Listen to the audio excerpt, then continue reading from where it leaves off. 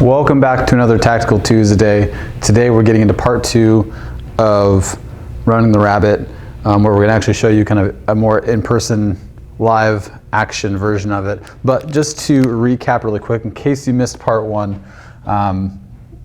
so running the rabbit is used when crossing a danger area or potentially a fatal funnel, right? So we have this room right here. If our team, let's just say, is headed this direction, and you have a 2-man team here, now at the minimum, right? Oh, well, let's say at the minimum, because running the rabbit typically happens with 2 people, right? You could have a 3rd and 4th person back here, but let's just focus on this.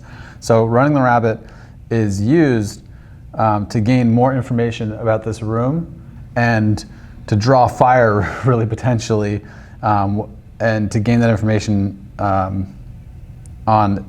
on the objective, right? So running the rabbit is simply this one man, while they're holding this angle, they're going to move across to this side. Now, as this one man breaches the 90-degree angle, right?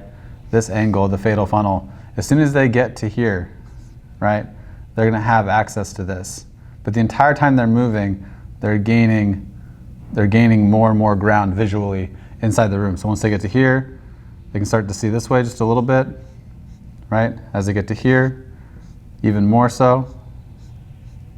And then once they get over to the other side, the other corner, they can see pretty much as far as they can into this room.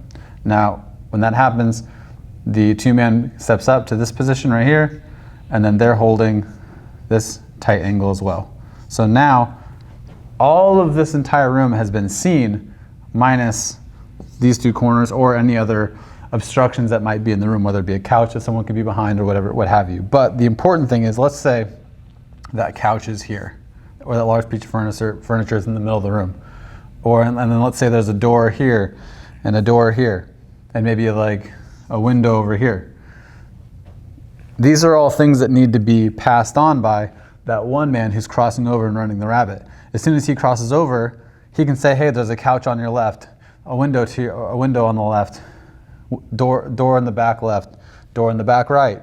And so as that information is getting passed back, the 2-man and then potentially a 3- and 4-man, if you have a full fire team or 4-man team, then all this information is now passed back, and they know once they get in the room that they need to be prepared to navigate around this obstacle, and know that there's going to be there's 2 more fatal funnels and places that they need to consider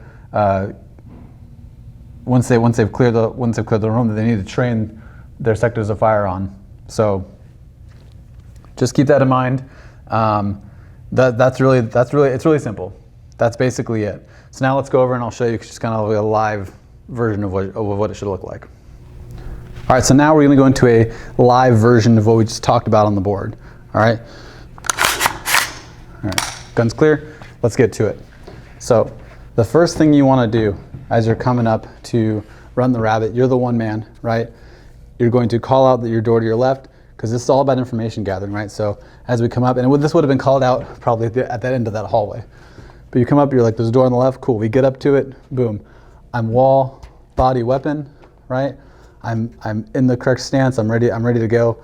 And again, just we go wall, body, weapon, so that the weapon and other things aren't dragging along this wall potentially, and it allows us to more easily manipulate the gun.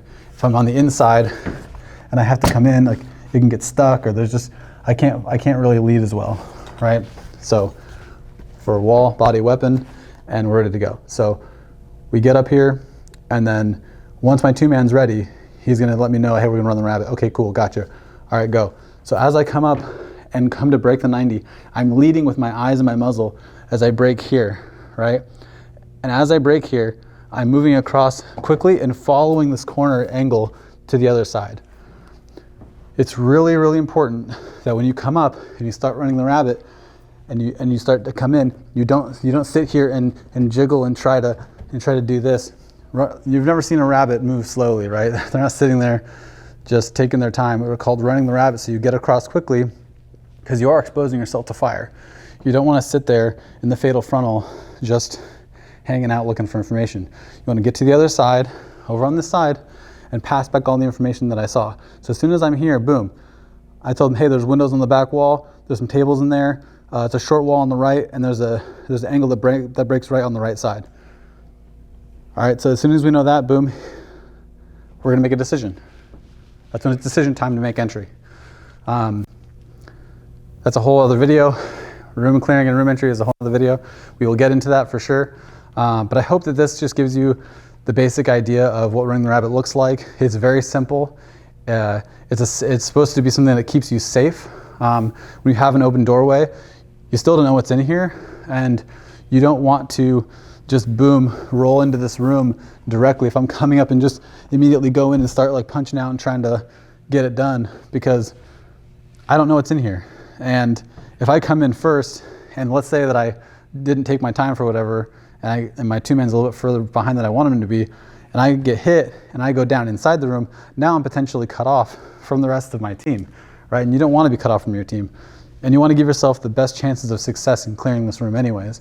So why not run the rabbit, expose myself out here where there's potentially less threat. Granted, all hallways are a huge threat area, but there's hopefully someone holding this angle for me further down the hallway. But the point is, you want to get to this other piece of concealment, gather that information, because it's only going to make the success of you clearing that room much higher. So again, very simple. Thanks for tuning in, guys. I really hope that this helped. And if you guys have any other comments you want to leave them below. Any questions, leave them below. I'll try to get them as fast as I can. And if you guys want me to make a video about anything else you guys want to see, let me know in the comments. Hit the subscribe button, like, notification bell. Thank you so much for tuning in. I will see you guys next time. Tomorrow's Weapons Wednesday. Look out for that video as well. And if you guys are in the Kent area of Washington, I highly recommend you stop by this channel sponsor, Rain City Tactical. You can go to raincitytactical.com, use code BFBN, that's BFBN at checkout, and you'll get a discount code. And we're going to be holding classes come start of next year as well, covering some of this stuff. And yeah, it's going to be a great time, so please check it out. We'll see you guys soon. As always, stay loose, battle on, and if you bitch in your heart, it will show.